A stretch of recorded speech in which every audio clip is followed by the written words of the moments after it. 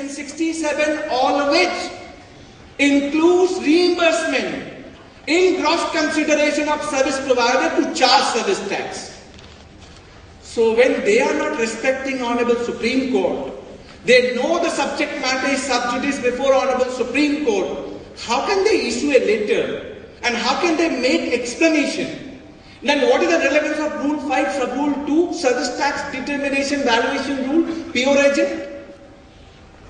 In case of pure agent, I am not supposed to include, right? And even reimbursement, you sometimes pay ROC fees. Sometimes you pay tax on behalf of your client.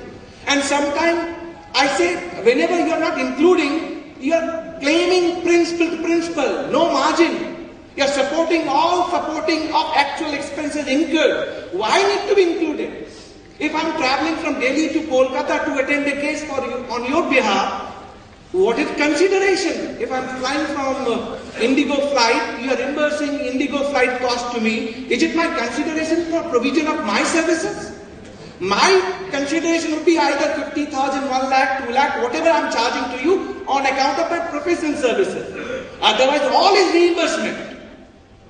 But their intention is I need to include all reimbursement in my gross consideration for the chargeability of service tax.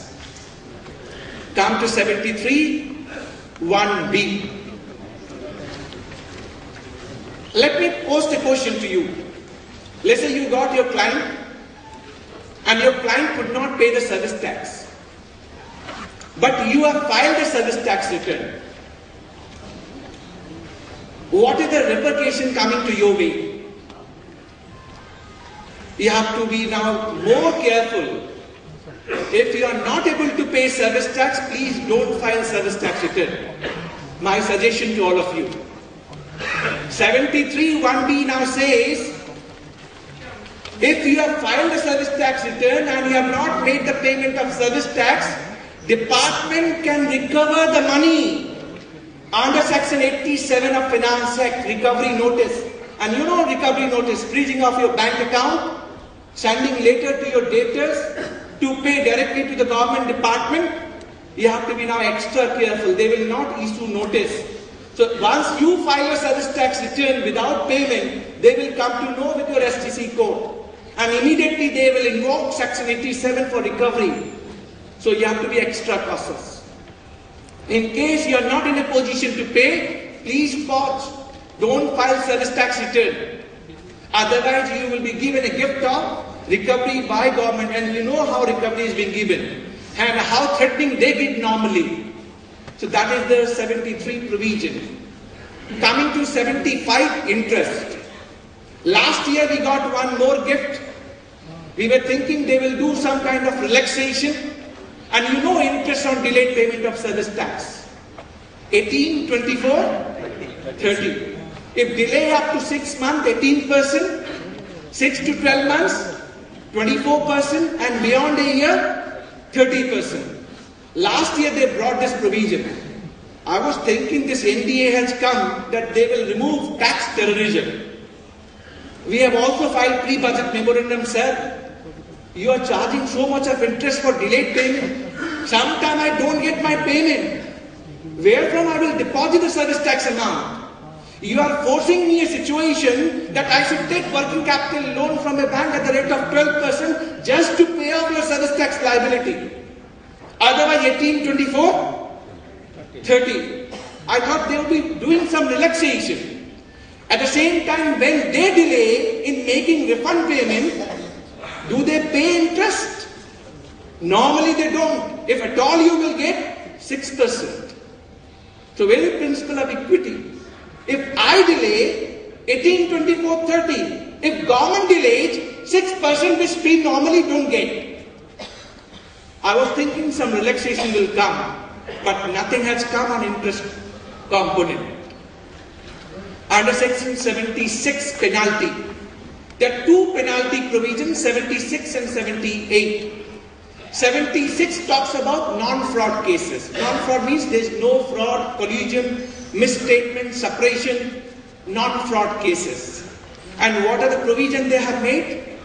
They have made the provision, if you pay service tax along with interest, within 30 days from the issuance of so-called notice, then no penalty required to be paid.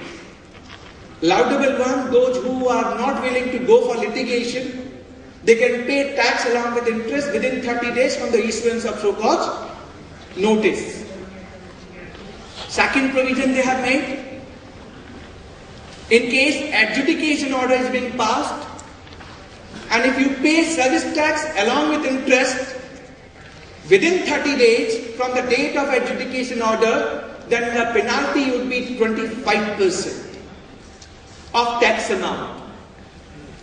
Let's say if you have filed appeal against the adjudication order, any appellate order is passed and your tax amount gets reduced, then you have to pay reduced penalty to the extent of 25% provided you pay within 30 days from the appellate order. 76, this is the penalty provision. 78 talks about fraud case. All fraud cases. There is fraud, collusion, suppression, misstatement, and what are the penalty provision? If you pay tax plus interest within 30 days from the issuance of so-called notice, then 15% penalty, 15% penalty. If you pay within 30 days from the adjudication order, then the tax plus interest plus 25% penalty. And if you file appeal against the adjudication order and your tax amount gets reduced, you are supposed to pay reduced penalty to the extent of 25% within 30 days from the date of appellate order, provided you pay tax and interest both together. Section 80. Reasonable cause. You know, we file our appeal and we say there was reasonable cause. That's the reason I could not pay the tax. So please don't levy penalty. I'm willing to pay along with interest. But don't levy penalty under section 76, 77, 78. Last year they have done away 78 subsection 1. Only penalty was left out 76 and 77. This year they have also deleted the section 80. No reasonable cause. So they always believe we have either fraud case or non-fraud case and we have to compulsorily pay a penalty. So section 80 gone. Section 86, sir. If you file rebate claim, rebate of what? On export of services. Now you have to file before revision authority. After the order passed by Commissioner Appeal, it will not go to tribunal. Sestat, it will not go. It will go to revision authority in terms of section 35EE of Central Excise Act. And any cases which are pending before tribunal after 28th May 2012 until the date of enactment of Finance Bill 2015, all these cases are going to be transferred to revision authority from the tribunal. So henceforth, all rebate cases will go to revision authority, not to the tribunal. And one more advisable one, advance ruling. Now residential firm, which is partnership firm or sole proprietorship, can go for advance ruling. Tell me any one of you, anyone has gone for advance ruling? Anyone? That is the success of advance ruling in the country. See, none of you are raising your hand for advance ruling. And what is the meaning of advance ruling? I want to go in advance to check, sir, please tell me taxable or not taxable. And the guy who is sitting as advance ruling authority, you will always say, sir, next time I will not come. Thank you very much. Because he does not have fair amount of technical knowledge. And when none of you are raising your hand for advance ruling, meaning it's very simple, for whom you are including. You should change the law and provision, make it simple, so that we can come forward, including private limited company, it was public limited company in 2013, 2014 private limited company, 2015 firm. But I'm telling you why we are not going forward. We all fear. So we have to create simplification in the advance ruling process so that we can come forward. This is advance ruling. So Finance Act, I'm through. Now coming to mega exemption.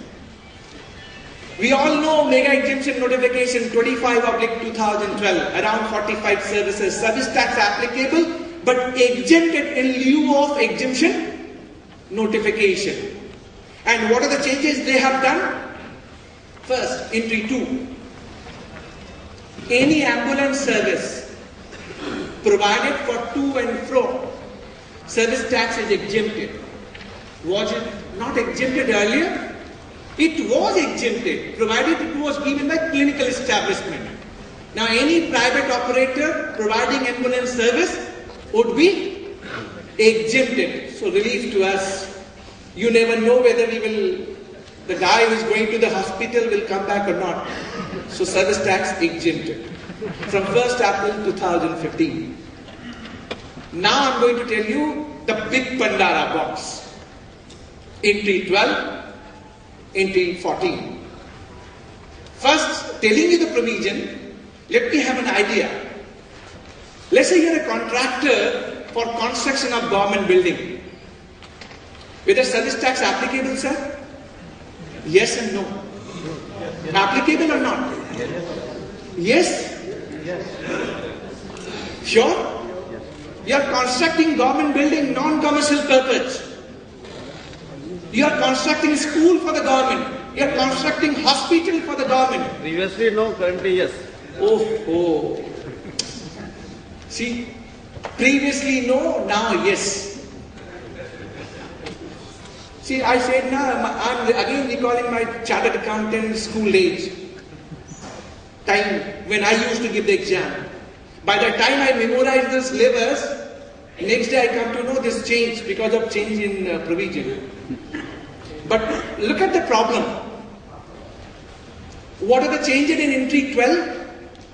When any service provided to government, local authority or governmental authority pertaining to construction, erection, commissioning, installation, completion, fitting out, repair, maintenance, renovation, alteration of any civil structure for non-commercial purpose. Now service tax is applicable from 1st April 2015. If you are constructing school, hospital, cultural establishment for government, service tax applicable. If you are constructing residential complex for residents of government employee, service tax applicable from 1st April 2015. So this is simple. Now let me throw another question. You got 100 crore rupees project sometime in January 2013 for construction of government school. Now from 1st April 2015 it is taxable. Please tell me, if you got 100% payment, luckily you got 100% payment before, you are going to render only 40% after 1st April 2015. Still service tax should be applicable. Now you started thinking, right? This question is also important for change in rate. We all are chartered accountant. Let's say you have rendered some service, let's assume 1st April is the date notified by central government. Let's assume, hypothetically. You have rendered the service prior to 1st April 2015 when 12.36 is applicable. But you are raising your invoice only after 1st April 2015. Whether you will charge old rate or you will charge new rate. New rate. So I am getting mixed voice. New or old? Okay, let me tell you some good silver lining. Rule 4 of POT rule would be applicable. And what is Rule 4 of POT rule? There are 3 events in service tax. One is the date of receipt of money, one is date of completion of service, and one is date of invoice. And what Rule 4 says, if 2 out of 3 happening prior to 1st April, old rate would be applicable. If 2 out of 3 happening post 1st April, new rate would be applicable. Are you recalling Rule 4 of POT rules? I hope now this provision is clear, but This POT rule is subject to litigation. Let's say if I've rendered the service prior to 1st April 2015, then my taxable event has already been done prior to 1st April. Then why new rate will be applicable? It will always be old rate. But I've given both parts. Rule 4 as a simplification, but subject to Supreme Court judgment in the case of All India Financial Services Companies Limited. The tax rate would be applicable the day you are serving. It is not dependent upon invoice. It is not dependent upon receipt of payment. Am I clear? Similar situation will come for MP 12. Even though you are being paid 100 crore prior to 1st April, but if you render some service after 1st April 2015, you would be driven by Rule 4 of POT rules. So 2 out of 3, if it is pre-scenario, exempted. If it is post-scenario, that is what the provision. And Rule 5 you have to go through. Rule 5 again talks about if payment is received, invoice is raised, before the date new service is taxed, no service tax. If payment is received and invoice is raised within 14 days from the date service is taxed first time, no service tax applicable. So you can do tax planning also. If you are undertaking such contract, you can do all those kind of stuff in terms of Rule 5 of POT rules. Coming back to Entry 14. Entry 14 talks about construction, erection, commissioning, installation to airport and port. Service tax was exempted but now taxable. Taxable from 1st April 2015. So any construction done, any erection, commissioning, installation at airport or port, service tax applicable. Entry 16. Any performing artist in a folk or classical, dance, music or theatre, more than 1 lakh rupees per show, service tax applicable. So if Lata Mangeshkar is coming for classical song and charging more than 1 lakh rupees per show, service tax applicable.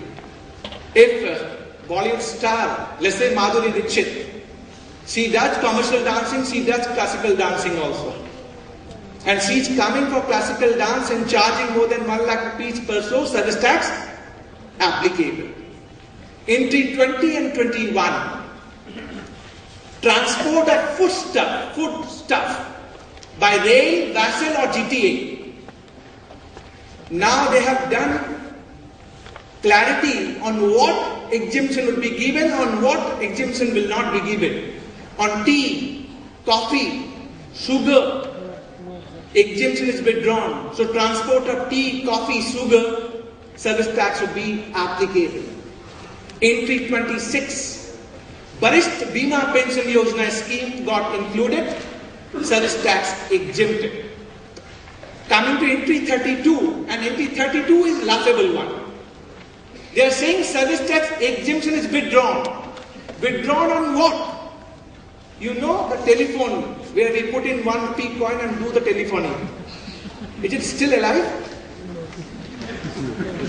They say service tax exemption withdrawn. Means service tax applicable. I'm asking, sir, it is alive. Who does and where it is installed now? So they are saying exemption withdrawn. That is what entry 32.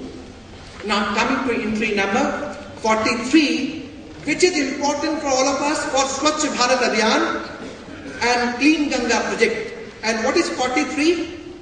Services by an operator for treatment of effluent by common effluent treatment plant. So treatment of effluent, any private operator, service tax exemption granted. So Swachh Bharat and Clean Ganga is giving exemption for treatment of effluent. Entry 44.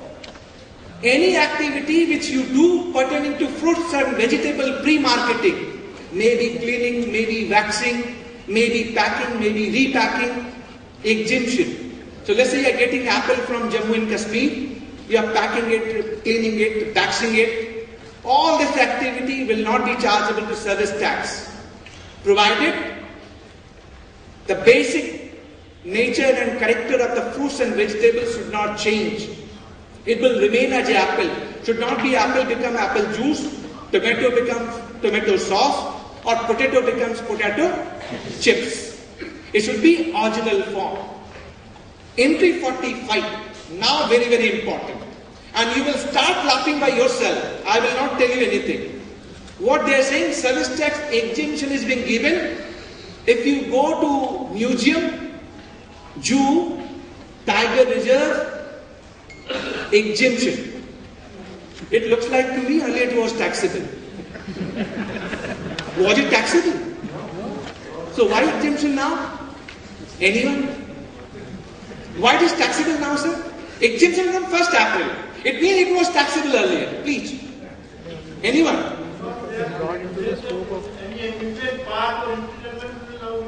Oh. Learned members is telling me, sir, you just now said negative list. They have deleted admission to entertainment event and access to amusement facility. They have deleted from there, meaning thereby it is taxable. So if it's taxable, they have to give exemption. So they are giving exemption. Look at the mockery. First of all, it is the entertainment tax, luxury tax, entry 62 of state list item. How can you make it taxable?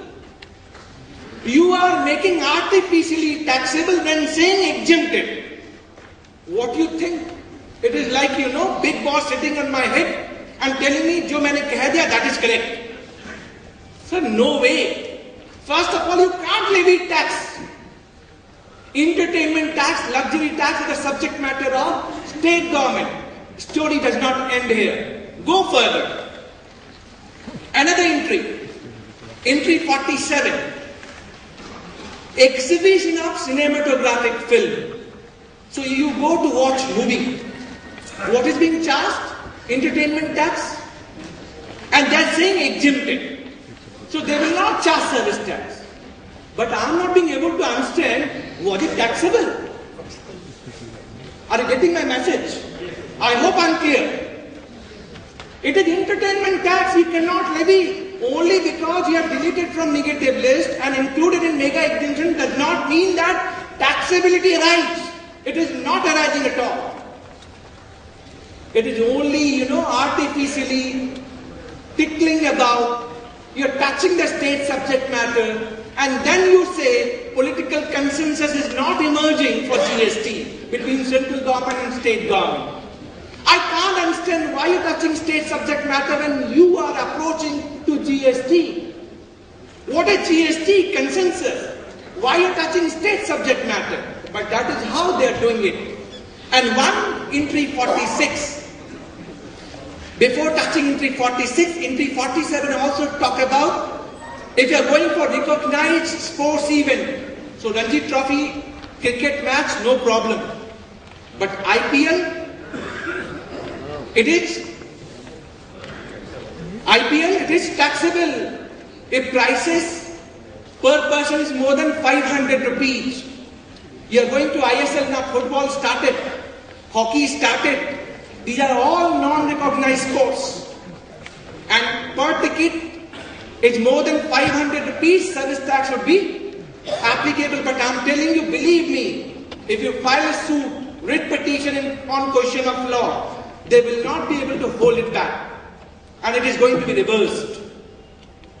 That is what. Come to entry 46. When service given by way of exhibition of cinematographic film by an exhibitor. So what happened in this industry? Producer gives the right to distributor. Distributor gives the right to exhibitor. And exhibitor runs the show in the cinema hall with revenue sharing agreement. And with that revenue sharing, exhibitor and distributor share the revenue. Now they are saying, if any services given by exhibitor to a distributor, service tax exempted. I am saying that can you levy tax? Is the revenue coming out from entertainment? entertainment being entertainment tax applicable. If some revenue which is state subject matter and that revenue I'm sharing between two persons, how can service tax applicable? And now they are saying it is exempted. What happened prior to 1st April 2015? Was it taxable? Now let me tell you one good